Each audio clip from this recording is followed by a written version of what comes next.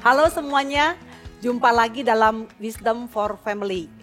Firman Tuhan dalam Kejadian 1 ayat 28 mengatakan, Allah memberkati mereka, lalu Allah berfirman kepada mereka, beranak cuculah dan bertambah banyak, penuhilah bumi dan taklukkanlah itu, berkuasalah atas ikan-ikan di laut dan burung-burung di udara, dan atas segala binatang yang merayap di bumi.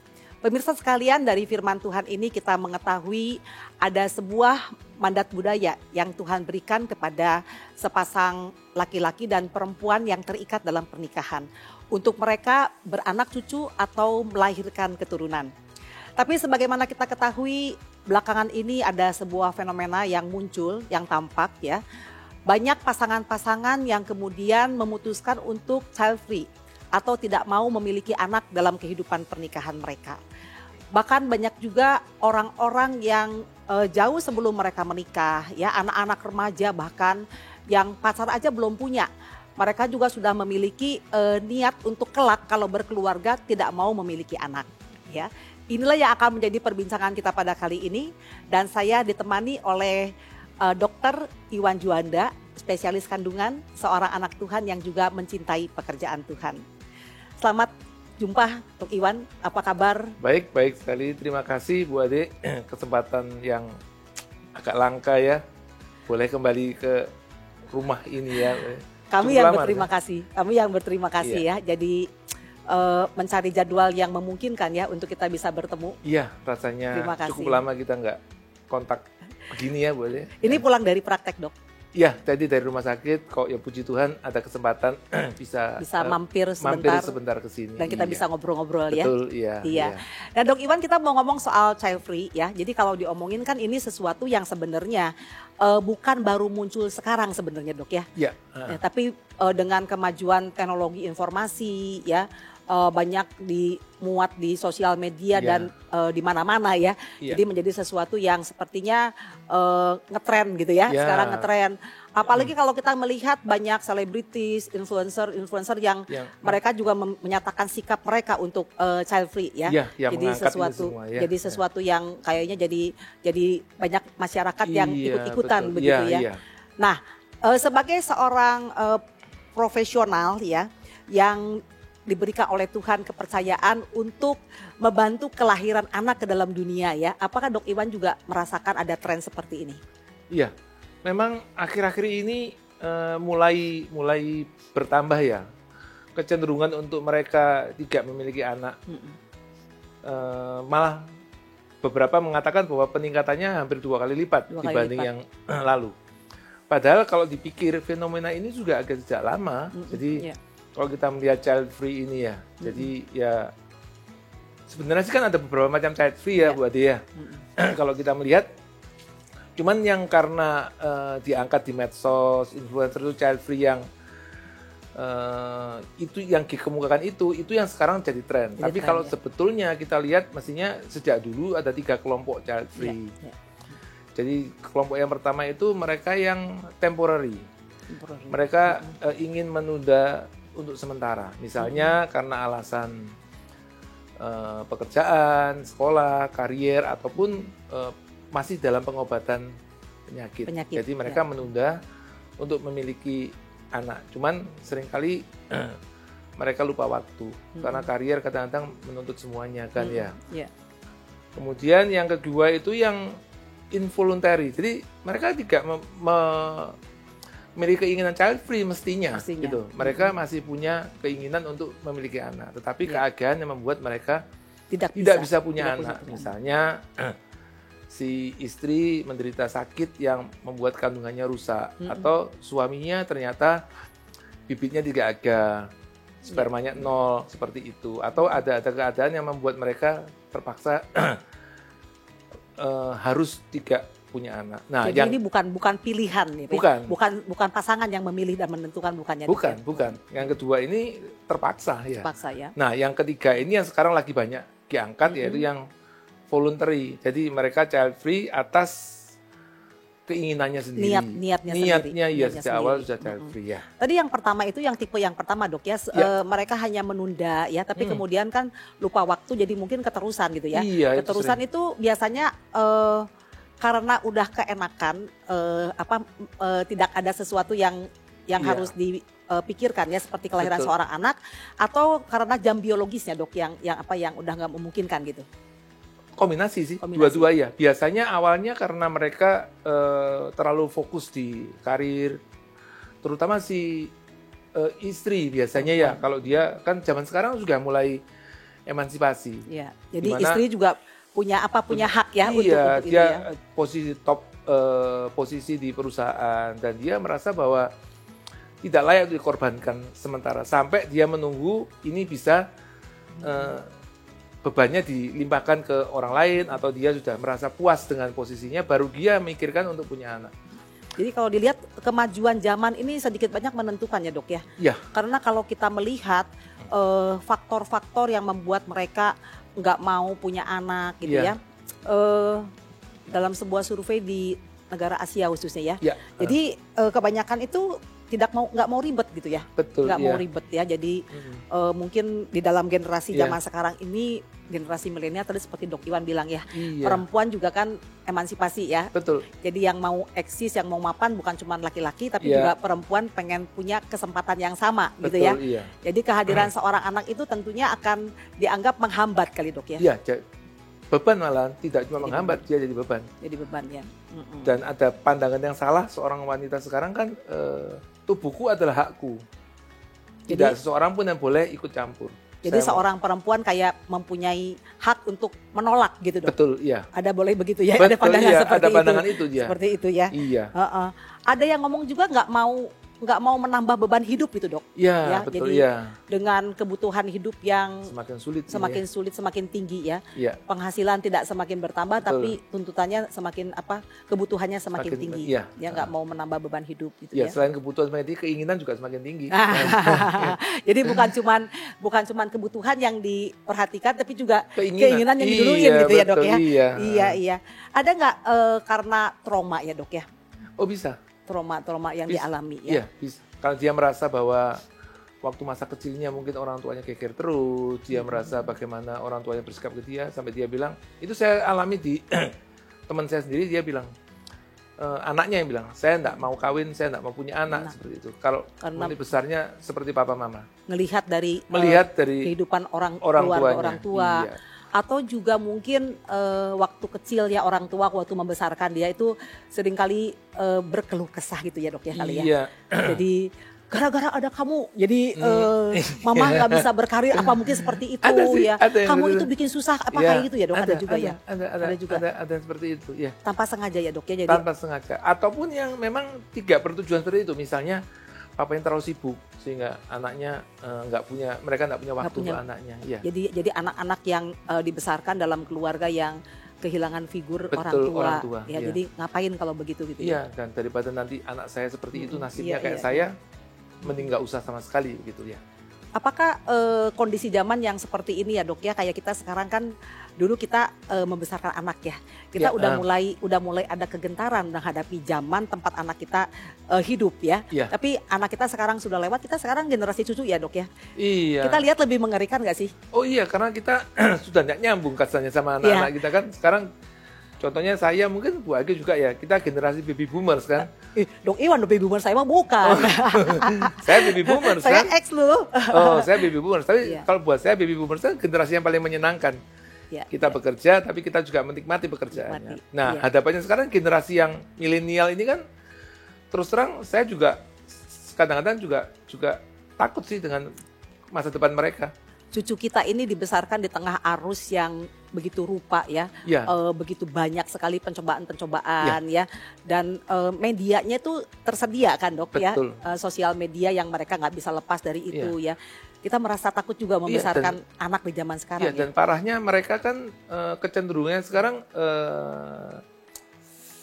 menyukai sesuatu yang baru. Kalau yang tidak memikirkan yang lama kan, kadang misalnya contoh gini. Kuliah, saya masuk di sini ternyata aku nggak cocok, itu lebih menarik. Ya udah ditinggal, pindah ke yang baru kan. Itu yang anak sekarang kan. Instan ya dok ya. Instan. Jadi generasi instan pengen sukses, pengen mapan sih sebenarnya nggak salah sih ya.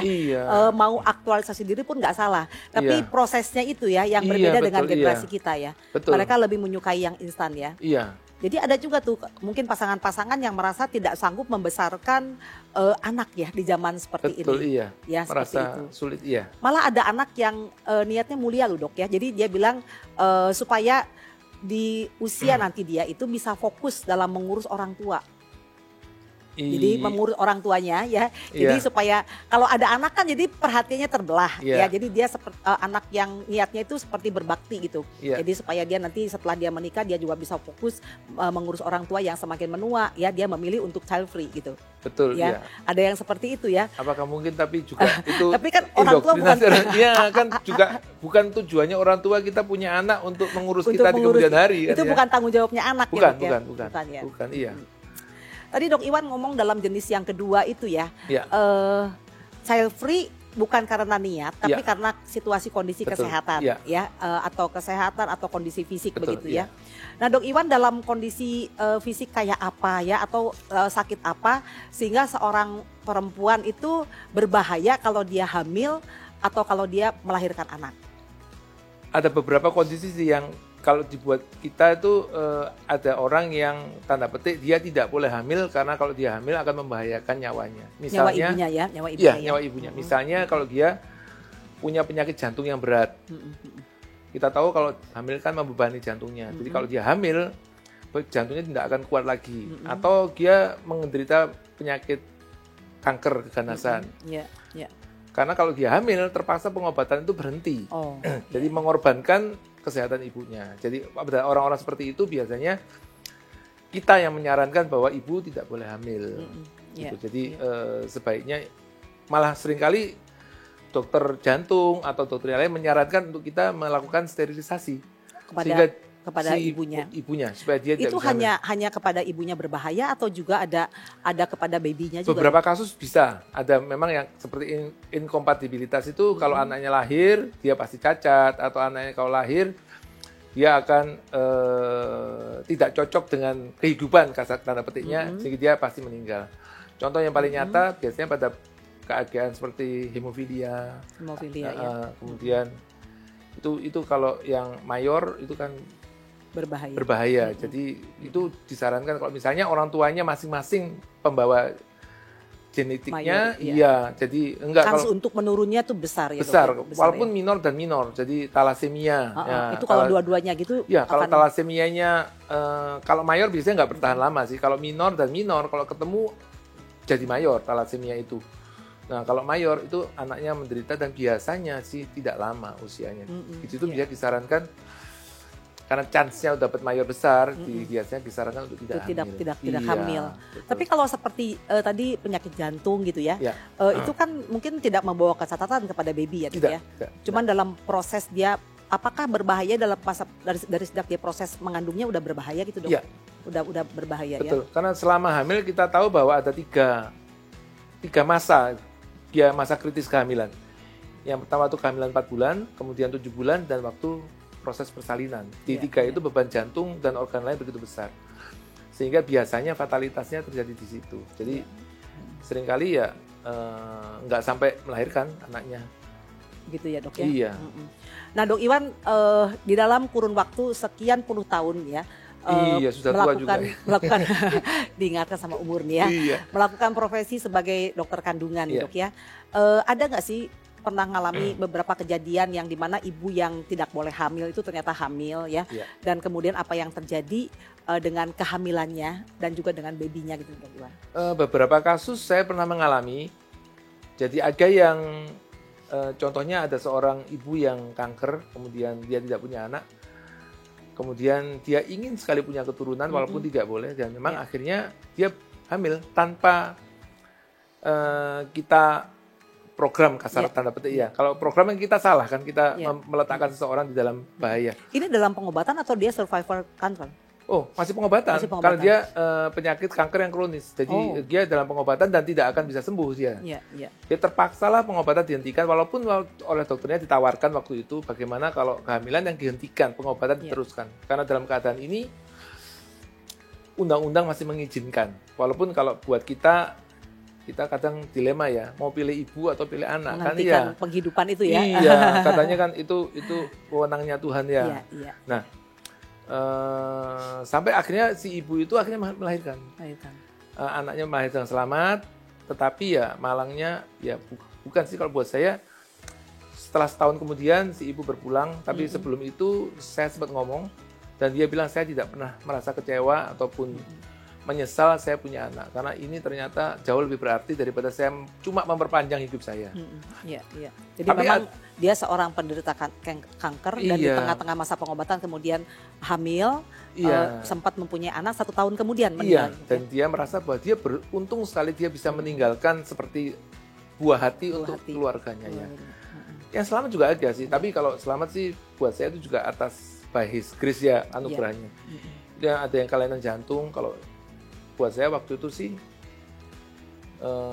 chance-nya untuk survive kecil sekali. Anaknya selamat, anaknya kembar selamat, tapi kembar lagi dok ya? Kembar ya. Satu aja sudah abot, apalagi dua ya? Iya ini 2. Tapi kok ya waktu itu Tuhan masih berbelas kasihan, si ibu ini selamat dan sampai sekarang masih sehat. Jadi puji Tuhan ya. Iya. Kalau itu kita tahu bahwa itu sama sekali bukan karena kita sama sekali, itu betul-betul kedaulatan Tuhan kalau dia boleh tetap hidup gitu ya.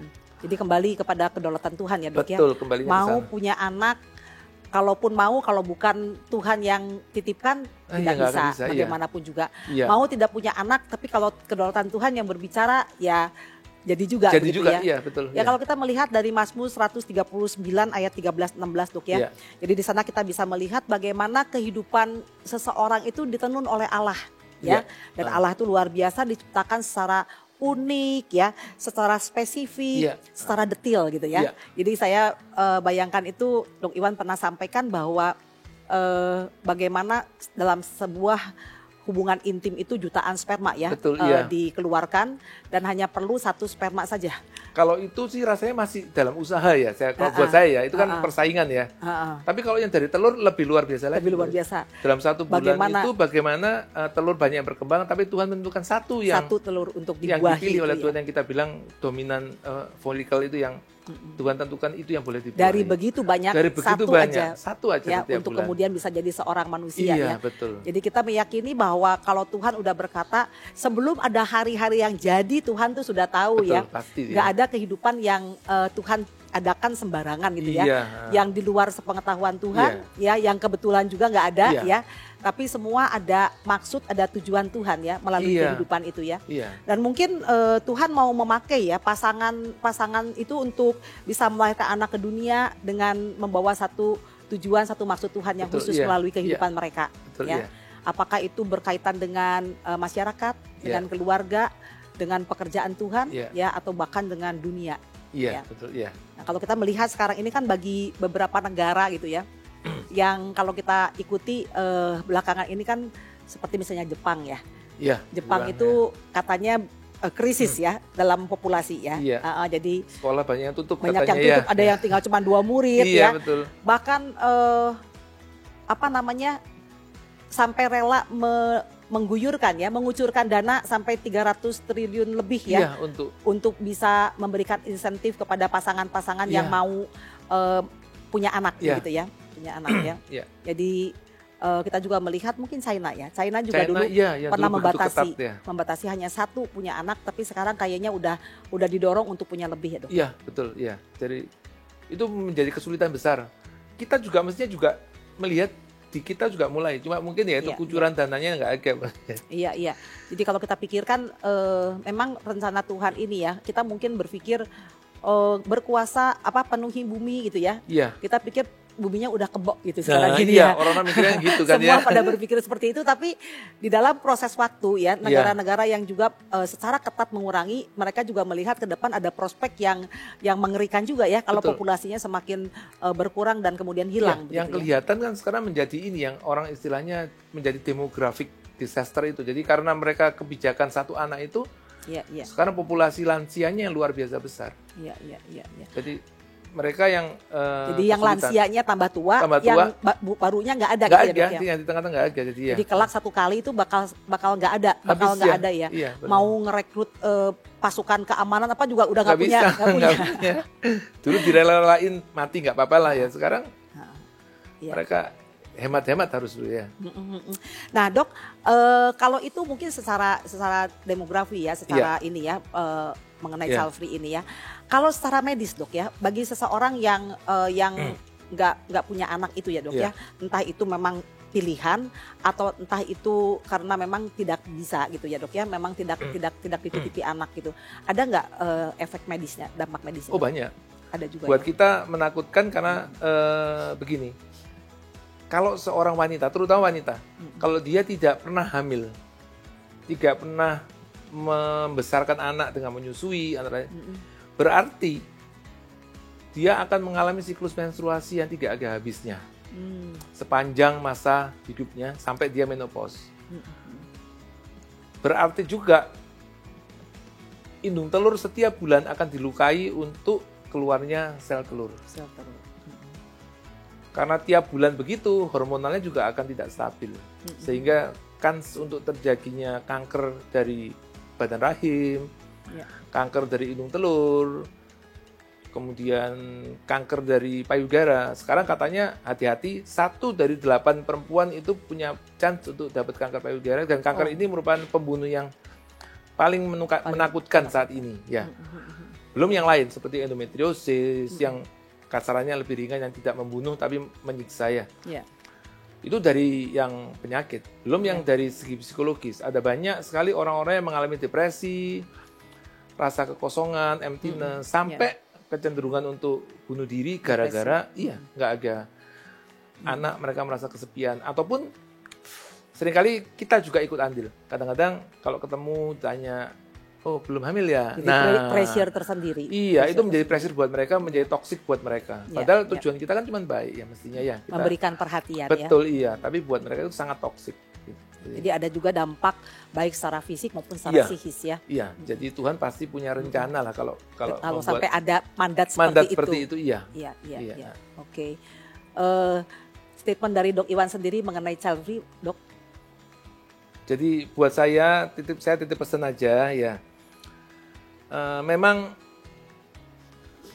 saya tahu bahwa situasi sekarang itu semakin sulit. Jadi orang mikir kadang itu wajar, logis kalau memutuskan untuk tidak mempunyai anak ya.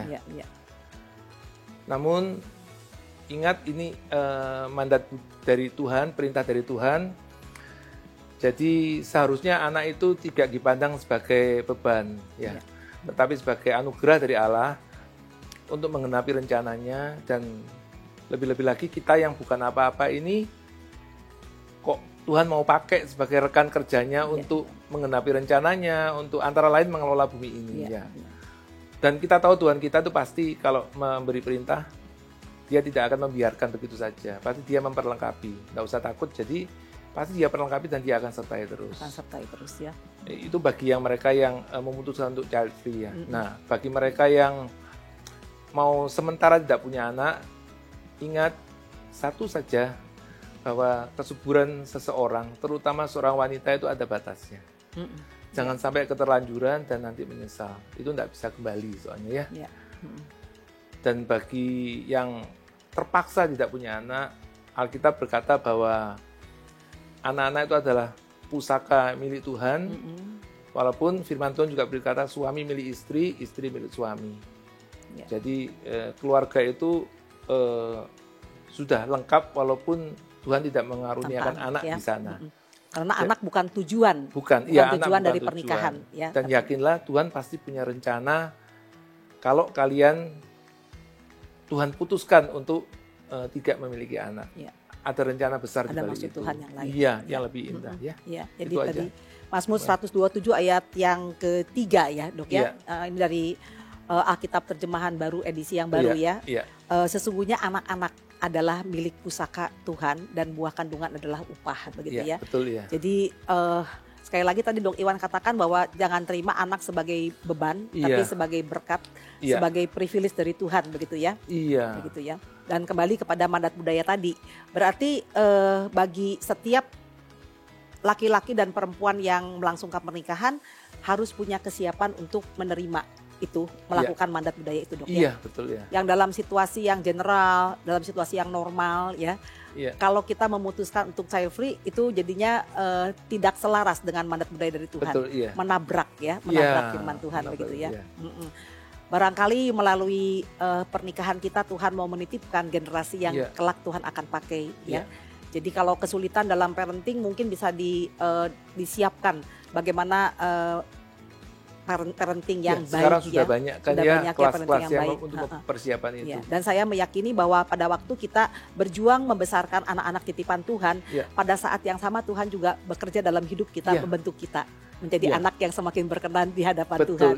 Begitu ya. Dan sukacitanya terus terang lebih daripada jerih payah yang sudah dikeluarkan. Namun dalam kondisi yang sangat spesifik ya. Ada alasan yang bisa dipertanggungjawabkan ya. Tadi yang Dok Iwan katakan dalam kondisi ada sakit-sakit tertentu ya, kemudian juga mungkin dalam kawasan tengah berperang gitu ya, Dok di mana nggak bisa membesarkan anak secara kondusif ya. Betul. Karena kan mandatnya Tuhan tuh bukan cuma melahirkan anak, tapi harus membekali mereka supaya mereka bisa berkuasa dan menaklukkan itu menaklukkan bumi ini ya. Kalau dalam kawasan perang tidak bisa memberikan yang terbaik bagi anak ya. Barangkali menunda lebih baik ya, atau mungkin ada sikap-sikap yang bisa dipertanggungjawabkan ya dalam kasus tadi yang mungkin sakit-sakit yang membahayakan nyawa. Begitu ya, Dok ya? Iya, betul boleh. Wah. Jadi biarlah kita boleh hidup menjalani apa yang memang Tuhan percayakan dalam hidup kita ini ya, dan kita juga berharap para pemirsa di rumah juga boleh mendapatkan pencerahan daripada apa yang kita bicarakan pada siang hari ini ya. Sekali lagi terima kasih Dok Iwan sudah boleh sharing kepada kami dalam bincang-bincang Wisdom for Family kali ini. Sama-sama, mudah-mudahan bisa jadi berkat buat saya juga kok ya. Amin ya. Baik para pemirsa, sampai jumpa kembali dalam bincang-bincang yang berikutnya. Tuhan memberkati.